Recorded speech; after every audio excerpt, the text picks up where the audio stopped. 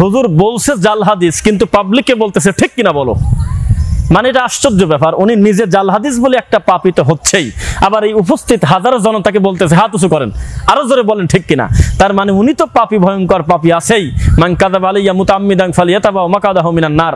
কেউ যদি আল্লাহর নবীর প্রতি মিথ্যারোপ করে, দিনের প্রতি মিথ্যারোপ করে, যেটা নবী সাল্লাল্লাহু আলাইহি ওয়াসাল্লাম বলেন নাই, করেন নাই, অনুমোদন দেন নাই, এমন কিছু যদি নবীর নামে কেউ চালায় দিতে চায়, তাহলে তার থাকার জায়গা হবে জাহান্নাম। নাউযুবিল্লাহি মিন যালিক। তো উনি নিজেই তো একটা ভয়ঙ্কর পাপী, জাহান্নামে তার জন্য ঘর তৈরি হচ্ছে।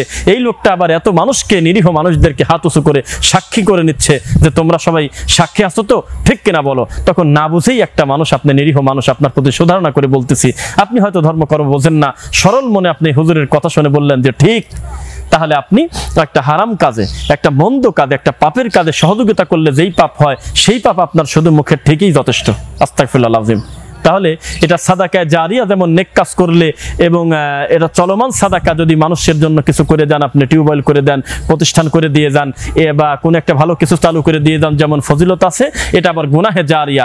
আপনি অপরাধের স্বীকৃতি দেওয়ার কারণে, জাল হাদিসের পক্ষে ওকালতি করার কারণে, ঠিক বলে তাকে উৎসাহিত করার জন্য ওই লোক মিথ্যা কথা বলে জাহান্নামী হবে, যেমন ঠিক তেমনি আপনি তার সাক্ষী দিয়ে আপনিও জাহান্নামে যাবেন। আল্লাহু আলাম। কারণ অপরাধের পক্ষে সাফাই গাওয়া, অপরাধের সাক্ষী হওয়া সুদের মতো অপরাধ মনে করেন। আপনি সুদ খাচ্ছেন, সুদের সাক্ষী দিচ্ছেন, সুদের লেখনীতে যুক্ত আছেন, সুদ কোন বাড়িতে পাওয়া যায় সে বাড়ি দেখায় দিলেন, প্রত্যেকেই পাপী। আপনি সিগারেট বিক্রি করেন না, আপনি কেন বলতে গেলেন যে আমার কাছে তো নাই, ওই ভাইয়ের দোকানে আছে, কেন বলতে গেলেন? আপনি এটা বলতে পারবেন না। আল্লাহ সুবহানাহু ওয়া তাআলা আমাদেরকে সঠিক দিনের বুঝ দিন, ভুলেও যেন আমরা কোনো মন্দ কাজের সাক্ষ্য প্রদান না করি আমাদের। কারণ মা ইয়ালফিযু মিন কাউলিন ইল্লা লাদাইহি রাকিবুন আতীদ। মানুষের জবান থেকে যে কথা বের হয় বা যাই কিছু করে না কেন, এটা আল্লাহর কাছে সংরক্ষিত থাকে, আল্লাহর কাছে হেফাজতে থাকে, রেকর্ড হয়ে থাকে।